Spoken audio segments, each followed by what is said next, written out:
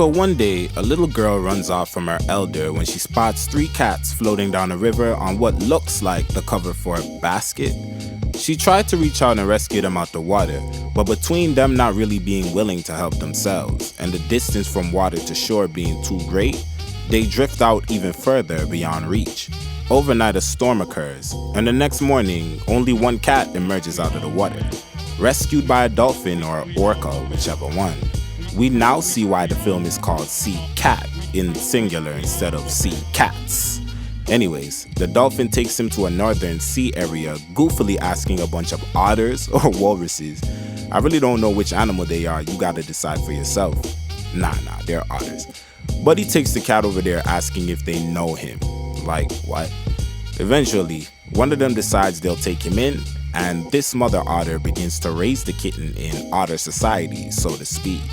So our little cat friend is raised to swim, breathe underwater for a shortened period of time, crack open and eat clams, and fully embrace and immerse into the ways of a sea creature. And everything was lovely until...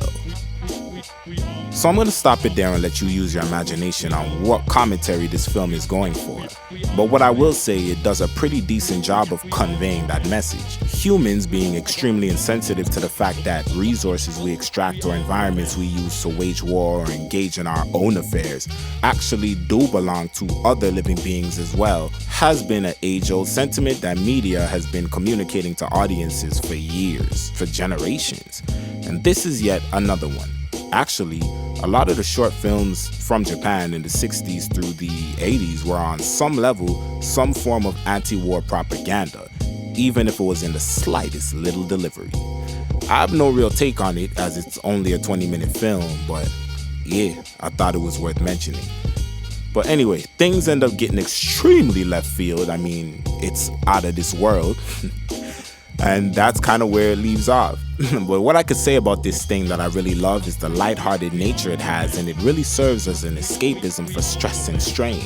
It reminds me of a world I've never actually experienced, where you could feel the love and compassion in the air in this particular take on the late 20th century Earth.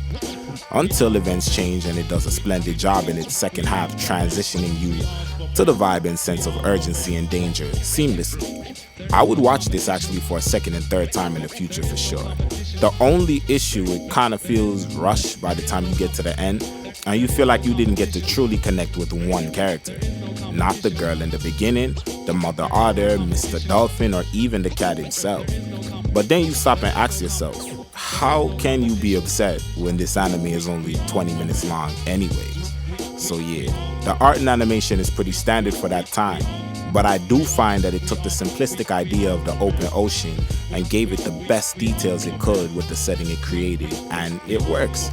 The music is also above average in the anime, as they selected a score of orchestrated and classical selections which really aided both the lighthearted and more tense moments throughout the short film. Dropped in 1988, man, from O Productions. Short but great work. Like the video, comment down below what y'all want to see next. I'm out. Thanks for watching. Anime back when. We all